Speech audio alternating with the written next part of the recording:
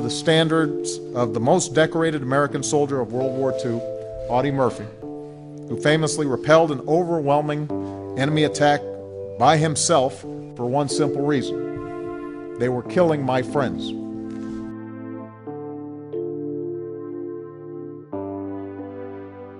Audie Murphy was America's most decorated war hero. But behind the medals and Hollywood smile lurked bitter feuds that nearly destroyed his career. From violent confrontations with fellow actors to feuds with powerful studio executives, Murphy's temper was as legendary as his battlefield courage. He despised phonies, challenged bullies, and never backed down from a fight, even when it cost him millions. The shocking truth about who crossed Murphy and why reveals a darker side of Hollywood's golden age. What pushed this war hero to the breaking point? The answers will shock you. Charles Drake. The first major Hollywood conflict that revealed Audie Murphy's fiery temperament involved actor Charles Drake during the filming of To Hell and Back in 1955. Drake, a contract player at Universal Studios, had been cast in a supporting role in Murphy's autobiographical war film. What should have been a straightforward working relationship quickly deteriorated into one of Murphy's most notorious on-set confrontations. The tension began during rehearsals when Drake allegedly questioned Murphy's acting choices in front of the crew. According to behind-the-scenes reports from Universal Studios archives, Drake suggested that Murphy was playing himself too soft, and that the real war hero would have been tougher. This critique struck a nerve with Murphy, who had spent years trying to separate his public persona from his painful war memories. Murphy's response was immediate and characteristic. He reportedly told Drake, "You weren't there, so don't tell me how I should have acted." The confrontation escalated when Drake continued to offer unsolicited advice during subsequent takes. Crew members recalled Murphy's face turning red, his jaw clenching, physical signs those who knew him recognized as warnings of an impending explosion. The breaking point came during a particularly emotional scene where Murphy's character witnesses the death of his best friend. Drake made another comment about authenticity, and Murphy snapped. He walked off set, refusing to return until Drake apologized. The production shut down for 2 days while Universal executives scrambled to mediate the dispute. What made this feud particularly significant was Murphy's reasoning. In interviews years later, Murphy explained that he despised actors who treated war as entertainment fodder. "These guys put on a uniform for a movie and think they know what combat is like," Murphy said in a 1967 interview with Life magazine. "They have no idea what it means to watch your friends die in your arms." The Drake incident wasn't just about ego. It revealed Murphy's deep psychological wounds from the war. He suffered from what we now recognize as PTSD, experiencing nightmares and flashbacks that made discussing his combat experiences excruciating. When Drake trivialized those experiences, he was unknowingly poking at Murphy's deepest trauma. Universal Studios eventually resolved the situation by limiting Drake's scenes and keeping the two actors apart during filming. Drake later admitted in his autobiography that he had been insensitive and didn't understand the burden Murphy carried. However, Murphy never forgave him, and the two never worked together again. David McClure. David McClure's feud with Audie Murphy stemmed from an entirely different source: financial betrayal that cut deeper than any on-set disagreement. McClure was Murphy's business manager from 1950 to 1956, entrusted with managing the war hero's growing fortune from both his military pension and burgeoning Hollywood career. The relationship began cordially enough. McClure came highly recommended by Universal Studios, having managed several successful actors' portfolios. Murphy, who had grown up in dire poverty and never learned sophisticated financial management, placed complete trust in McClure. This trust would prove to be a catastrophic mistake. By 1956, Murphy's financial situation had become dire despite earning substantial income from his films. He was receiving $50,000 per picture, a significant sum in the 1950s, yet somehow couldn't pay his bills. Murphy initially blamed his own spending habits, his generosity to family members, and his gambling at racetracks. However, discrepancies in his accounts raised red flags. When Murphy finally demanded a full audit of his finances, the investigation revealed shocking mismanagement. McClure had been investing Murphy's money in high-risk ventures without authorization, taking substantial management fees that weren't disclosed in their contract, and in some cases allegedly using Murphy's funds for his own investments. The betrayal hit Murphy particularly hard because it confirmed his worst suspicions about Hollywood phonies. Here was someone Murphy had trusted implicitly, someone who smiled to his face while robbing him blind. The financial losses totaled approximately $300,000, equivalent to several $1,000,000 today.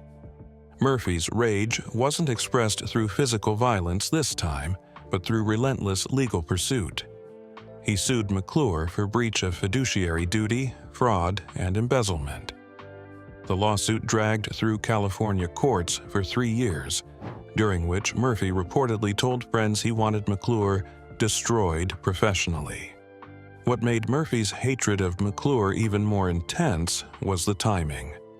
Murphy's wife, Pamela, had just given birth to their first son, and the financial instability threatened his family's security. For someone who had grown up watching his siblings suffer from poverty, the idea that his own child might experience hardship because of another man's greed was unbearable. The case was eventually settled out of court in 1959, with McClure paying restitution and losing his business management license. Murphy received some of his money back, but never recovered the full amount. More importantly, he never recovered his trust in financial advisors. This betrayal had lasting consequences for Murphy. He became obsessively involved in his own finances, sometimes to his detriment. He made poor investment decisions because he refused to trust professional advice, eventually losing money in failed oil ventures and real estate deals. Friends noted that Murphy's suspicion of people's motives intensified after the McClure incident, making him more isolated and harder to work with. Jesse Hibbs. Director Jesse Hibbs seemed like the perfect collaborator for Audie Murphy. Hibbs had directed To Hell and Back with sensitivity and respect for Murphy's story. However, their relationship soured dramatically during their next project, World in My Corner, in 1956. The problems began with creative differences over how to portray Murphy's character, a boxer fighting his way out of poverty. Hibbs wanted Murphy to play the role with more vulnerability, showing the character's emotional struggles. Murphy, still uncomfortable with emotional exposure on screen, resisted these directions. According to production notes from Universal, the two men clashed repeatedly during the first 2 weeks of filming. Hibbs would call for takes emphasizing emotion. Murphy would deliver performances that were more stoic and controlled. The tension reached a climax when Hibbs stopped production to have what crew members described as a heated discussion with his star. "You're playing yourself, not the character," Hibbs reportedly told Murphy in front of the cast and crew. This public criticism violated an unspoken rule in Murphy's professional relationships: disagreements should happen privately. Murphy viewed the public call-out as disrespectful and humiliating. Murphy's response shocked everyone on set. He removed his microphone, walked to his trailer, and didn't return for the rest of the day. When shooting resumed the next morning, Murphy delivered his lines exactly as written, but refused to take any direction from Hibbs. He would listen politely, nod, and then perform the scene exactly as he wanted. This passive-aggressive rebellion created a toxic atmosphere on set. Hibbs couldn't fire his star. Murphy was the draw for the picture. Murphy wouldn't quit because he needed the paycheck and couldn't afford to break his contract. The two men were locked in a professional stalemate. Walter Mirisch. Walter Mirisch was a powerful Hollywood producer in the 1950s and 60s, known for hit films like Some Like It Hot and The Magnificent Seven. In 1958, he offered Audie Murphy a big role in a Western movie that could have made Murphy a top star. At first, the offer looked perfect. The script was good, the budget was big, and the cast was strong. But there was a problem. Mirisch wanted Murphy to sign a contract for 5 years, which would give him a lot of control over Murphy's career. Murphy's lawyer found that Mirisch could decide what films Murphy would do, loan him to other studios, and even take a share of his earnings. There were also strict rules about Murphy's personal behavior. When Murphy questioned the contract, Mirisch reportedly spoke down to him and said he should feel lucky. This upset Murphy. He was not someone who could be easily pushed around. He had already proven his courage in war. Murphy refused the deal. He said he would rather keep making smaller, honest films than lose his freedom. He walked out of the meeting, ending both the project and his chance to work with one of Hollywood's biggest producers. After this, things became harder for Murphy. Some people in the industry started calling him difficult, and he lost out on several big roles. Still, Murphy stood by his decision. He believed no career success was worth giving up his independence. For Murphy, it wasn't just about the contract, it was about respect. He was tired of being told to feel grateful while others tried to control him. Burt Lancaster. The feud between Audie Murphy and Burt Lancaster was rooted in class resentment and fundamentally different approaches to stardom. Lancaster, a former circus acrobat turned actor, had achieved the kind of Hollywood success Murphy craved: respect as a serious actor, control over his projects through his production company, and roles in prestige pictures. Their paths crossed at a Hollywood fundraiser in 1959, where both men were being honored for their military service. Lancaster had served in World War II with the Army's Special Services Division. According to multiple witnesses, Lancaster made a comment about Murphy being typecasted as himself, while Lancaster had demonstrated real range as an actor. Murphy, who was already sensitive about critics dismissing his acting abilities, took this as a direct insult. He responded by questioning whether Lancaster's special services work, entertaining troops behind the lines, qualified as real military service compared to frontline combat. The exchange became heated, with both men raising their voices before handlers separated them. What fueled Murphy's animosity towards Lancaster was the perception that Lancaster looked down on him. Lancaster came from a working-class background but had educated himself, developed refined tastes, and moved in intellectual circles. Murphy, who had only a 5th-grade education and struggled with reading due to his disrupted childhood, felt that Lancaster represented everything Hollywood valued that he couldn't provide. The rivalry intensified when both actors were considered for the same role in The Unforgiven, 1960. Lancaster ultimately got the part, and Murphy was convinced that Lancaster had actively lobbied against him, telling director John Huston that Murphy lacked the sophistication for the role. Whether this actually happened remains disputed, but Murphy believed it absolutely. In subsequent interviews, Murphy rarely mentioned Lancaster by name, but when pressed about actors he didn't respect, his descriptions were clearly aimed at Lancaster's type: pretty boys who never saw real combat, and actors who think a weekend in the Army makes them war heroes.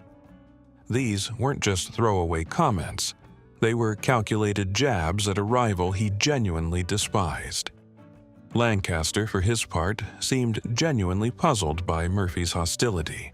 In a 1965 interview with Photoplay magazine, Lancaster said he admired Murphy's war record and didn't understand why Murphy seemed angry with him.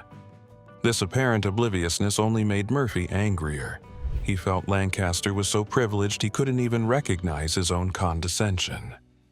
The two actors never worked together, and Murphy made it clear he never would. When a producer approached Murphy about a Western that would have paired him with Lancaster, Murphy's agent reported that Murphy laughed and said, "I'd rather work with a rattlesnake. At least a rattlesnake warns you before it strikes." John Huston. John Huston was a famous Hollywood director known for movies like The Maltese Falcon and The Treasure of the Sierra Madre. In 1951, he wanted Audie Murphy to star in his film The Red Badge of Courage, based on a novel by Stephen Crane. Huston liked Murphy's screen test and believed he was perfect for the role of a young soldier in the Civil War. The character had to show fear, pain, and emotional struggle during war.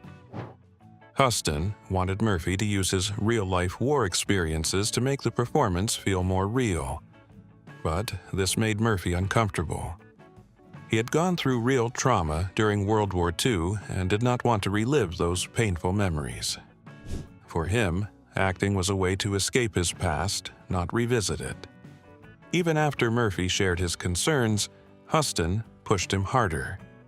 He used intense acting methods and asked Murphy to remember specific moments from the war, including losing friends. This deeply affected Murphy. During one rehearsal, he became very upset and walked out, saying he would not perform his nightmares just for a film. Things got worse when Huston reportedly told him that if he couldn't handle serious acting, he should stick to simple cowboy roles. This hurt Murphy and made him feel disrespected. In the end, Murphy left the project.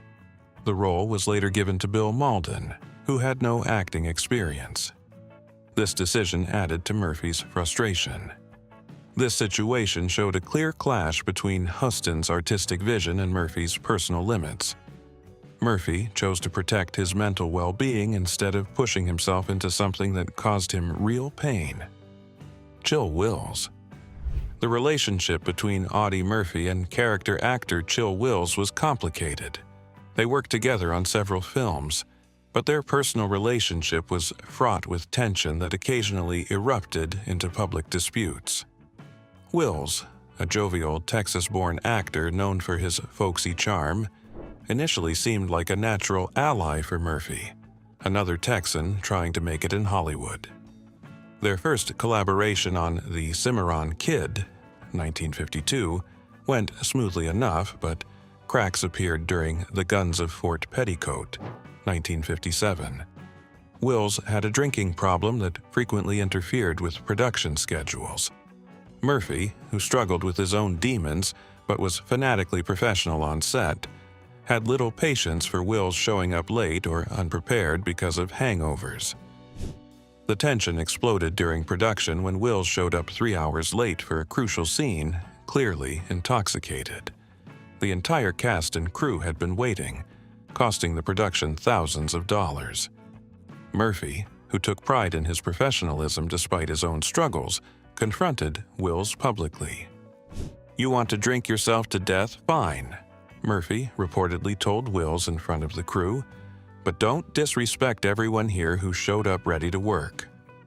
Wills, embarrassed and defensive, shot back that Murphy was an uptight son of a bitch who needed to relax. The confrontation revealed different philosophies about their craft. Wills saw acting as a job, something to be done between drinks and card games. Murphy, despite his casual demeanor, viewed it as a responsibility. If people were paying to see him, he owed them his best effort. This fundamental difference made their working relationship increasingly difficult. What truly soured Murphy on Wills, however, was discovering that Wills had been telling stories about Murphy's war experiences in bars around Hollywood, embellishing them for entertainment value. Murphy learned that Wills was claiming to have heard these stories directly from Murphy during confidential conversations, when in fact, Murphy rarely discussed his combat experiences with anyone. Murphy viewed this as a profound betrayal. His war experiences weren't entertainment material for a drunk actor trying to impress people at parties. When Murphy confronted Wills about the stories, Wills initially denied it, then claimed he was honoring Murphy by keeping his heroism alive in Hollywood lore. "That's not your story to tell," Murphy told him, according to a witness who later recounted the conversation. Murphy made it clear that they could maintain a professional relationship on set, but nothing more. From that point forward, Murphy refused to socialize with Wills or appear in publicity photos with him unless contractually required. John Wayne. Perhaps no relationship better illustrates Audie Murphy's complicated feelings about Hollywood than his tension with John Wayne, the ultimate movie war hero who never served in combat. Their relationship was professional but cold, marked by mutual wariness and fundamentally different worldviews. Wayne had become America's cinematic representation of military heroism, despite never serving in World War II. He'd received deferments due to age and family status, then built a career playing soldiers, cowboys, and patriots. Murphy, who had actually lived the experiences Wayne portrayed, had conflicted feelings about this arrangement.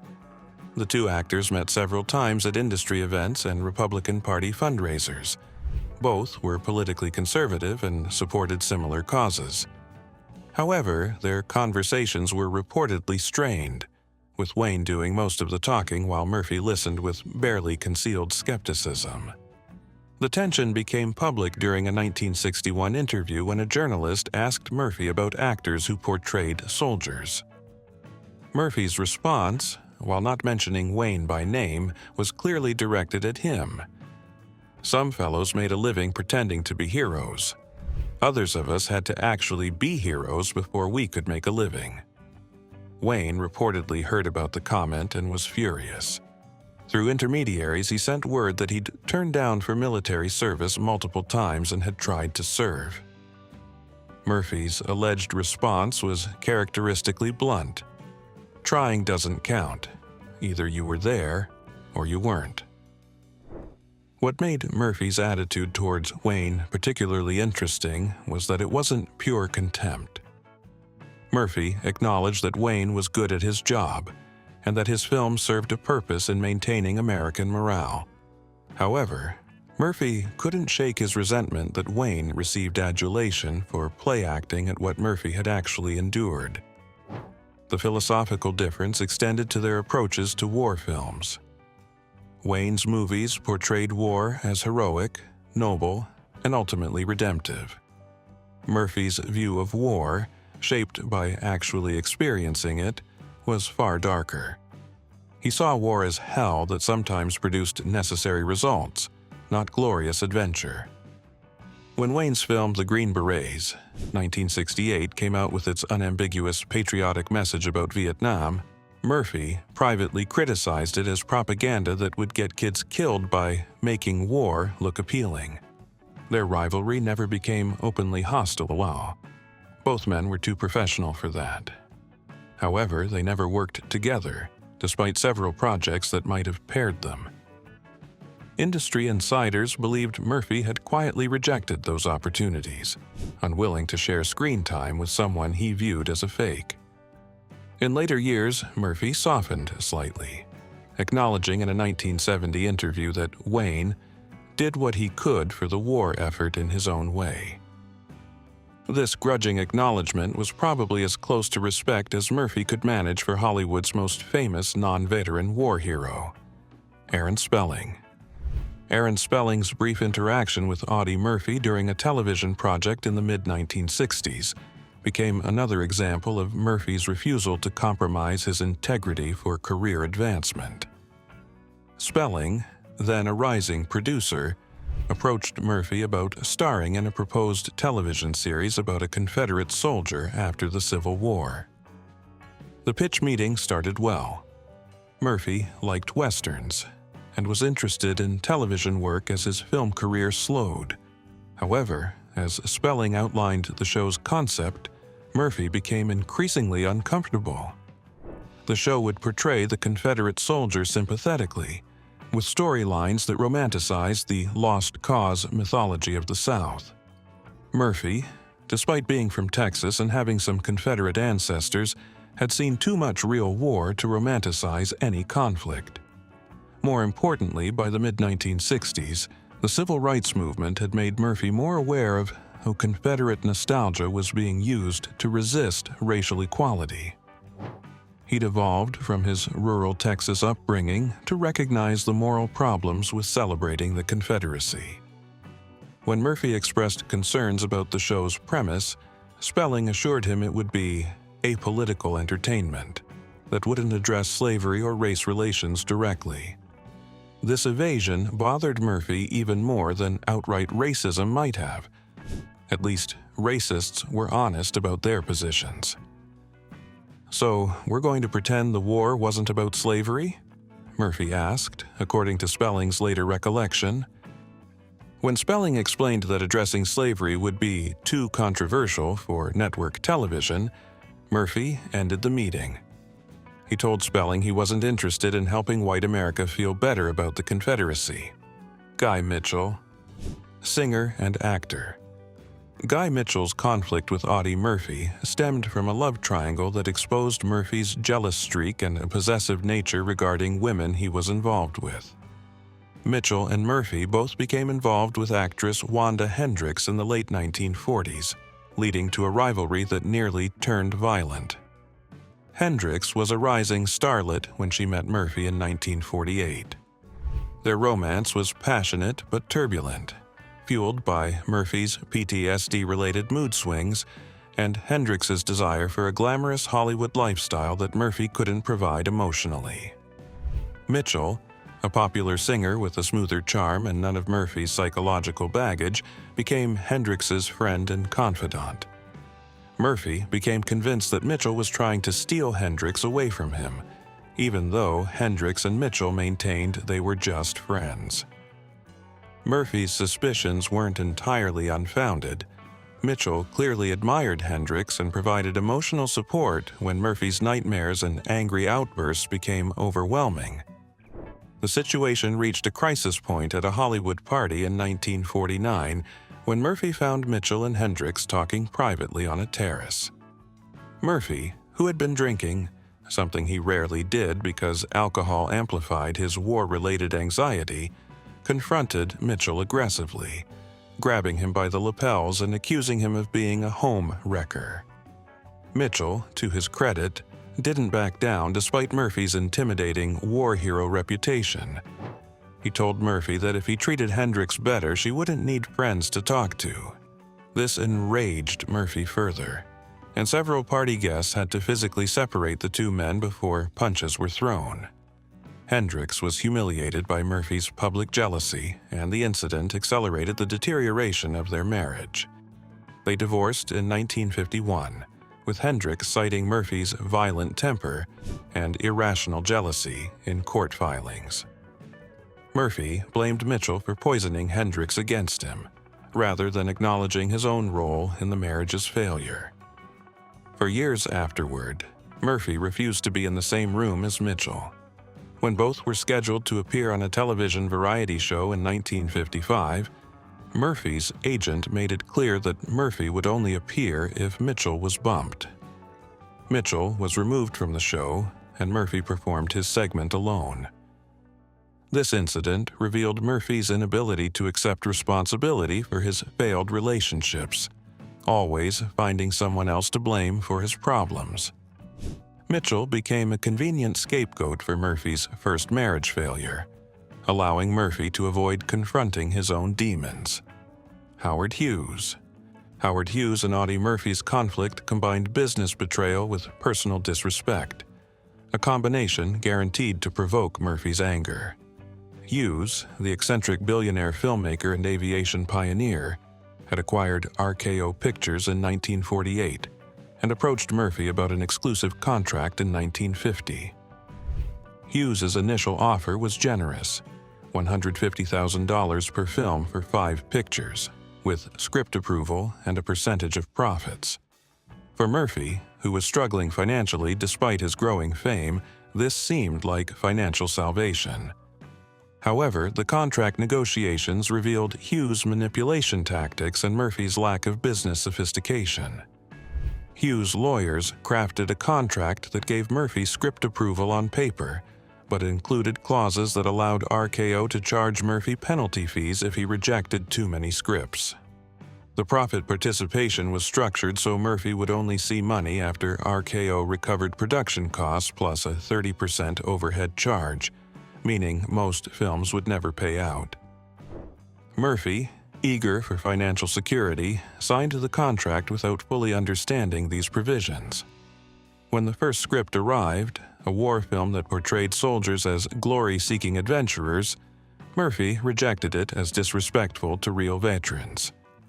RKO immediately charged him a $25,000 penalty fee per the contract terms. Murphy was furious, feeling tricked by legal language he hadn't understood. When he complained to Hughes directly, Hughes reportedly laughed and told Murphy he should have hired a better lawyer. This condescension from a billionaire who'd never served in combat enraged Murphy, who viewed Hughes as another rich man exploiting working-class heroes. The relationship deteriorated further when Hughes began delaying projects to manipulate Murphy's career. Hughes would announce Murphy for major films to generate publicity, then cancel them, leaving Murphy stuck in contract limbo, unable to work for other studios. This was Hughes's notorious strategy, controlling talent by keeping them under contract but inactive. Murphy fought back through legal channels, eventually hiring lawyer Edward Rubin to find escape clauses in his contract. The legal battle consumed 2 years and cost Murphy significant money in legal fees. He eventually won his release by agreeing to make one film for RKI at a reduced rate. But the experience left him bitter and more distrustful than ever. What Murphy hated most about Hughes wasn't the financial loss, it was the power game. Hughes had treated Murphy like a chess piece to be moved around for business advantage, with no regard for Murphy's dignity or autonomy. For someone who'd fought for freedom and democracy, being controlled by a billionaire's whims was intolerable. Spec McClure. Audie Murphy trusted his second business manager, Spec McClure, to help him build a peaceful life in the early 1960s. Murphy loved horses and dreamed of owning a ranch, something that gave him hope after a difficult past. McClure used this dream to his advantage. He convinced Murphy to invest large amounts of money in horse breeding and cattle ranching. One major deal was a quarter-horse operation that cost $200,000. McClure claimed it would bring big profits, but in reality, the horses were overpriced, and he secretly kept a large portion of the money. On top of that, McClure charged high management fees and made poor decisions that reduced the value of the ranch. By 1968, Murphy had lost more than $400,000. Things got worse when Murphy discovered that McClure had used his ranch as collateral for personal loans without telling him. This put Murphy's property at risk of being taken away. Murphy was furious. He took legal action, and McClure was later sentenced to 18 months in prison for fraud. However, Murphy never got most of his money back. This betrayal deeply affected him. After this, Murphy found it hard to trust anyone and became more isolated in his later years. If this video gives you a new perspective, make sure to like, subscribe, and stick around for more stories that history doesn't always tell the right way. Until next time, stay curious.